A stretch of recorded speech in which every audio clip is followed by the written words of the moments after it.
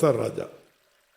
பேரவைத் தலைவர் அவர்களே, கடந்த வாரம் கேள்வி பதில் மப்பேடிலிருந்து வெங்கப்பாக்கம் வரை 2 வழி சாலையாக 4 வழி சாலையாக மாற்ற வேண்டும் என்று 2 கோரிக்கை வைத்திருந்தேன். அதுக்கு அமைச்சர் அவர்கள் முக்கியத்துவம் தருதி இந்த பட்ஜெட்டில் அதை ஒதுக்கி தருவதாக சொன்னார்.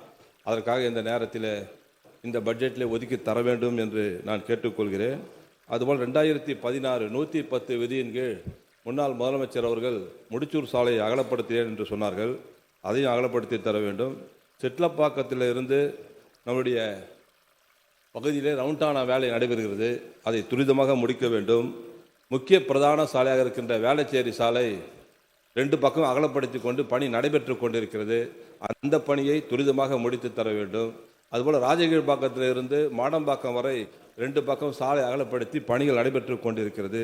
அந்த சாலையும் உடனடியாக முடித்து தர வேண்டும்.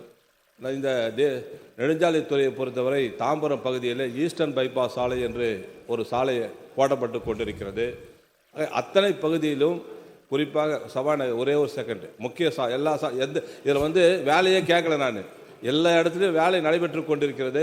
அந்த பணியெல்லாம் துரிதமாக முடித்தால் இன்னும் அரசுக்கு ஒரு நல்ல பெயர் வரும், போக்குவரத்துக்கு ஒரு நல்ல பெயர் வரும் என்பதை அமைச்சர். பேரவைத் தலைவர்களே, தாம்பரம் வேளச்சேரி பகுதி இணைக்கும் சாலை, அதுபோல்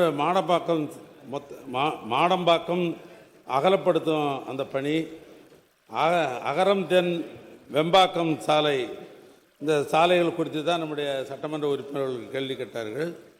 அதனால் அந்த பணிகள்லாம் நடைபெற்று கொண்டு அவருக்கே தெரியும். கொஞ்சம் விரைந்து அதை நடத்துவதற்கு வேண்டிய ஏற்பாடுகள் செய்கிறோம். இந்த ஈஸ்டர்ன் பைபாஸ் என்பது ஏற்கனவே வேலைகள் நடைபெற்று இடையில் அந்த வேலைகள் நின்றுடுச்சு. மறுபடியும் இப்போ நாங்கள் ரீடெண்டர்லாம் கூப்பிட்டு மறுபடியும் அந்த உறுதிப்படுத்தியிருக்கிறோம். அதையும் இந்த ஆண்டே அதில் அந்த பணிகளை நிறைவு செய்வதற்கு இந்த அரசு முயற்சி செய்யும்.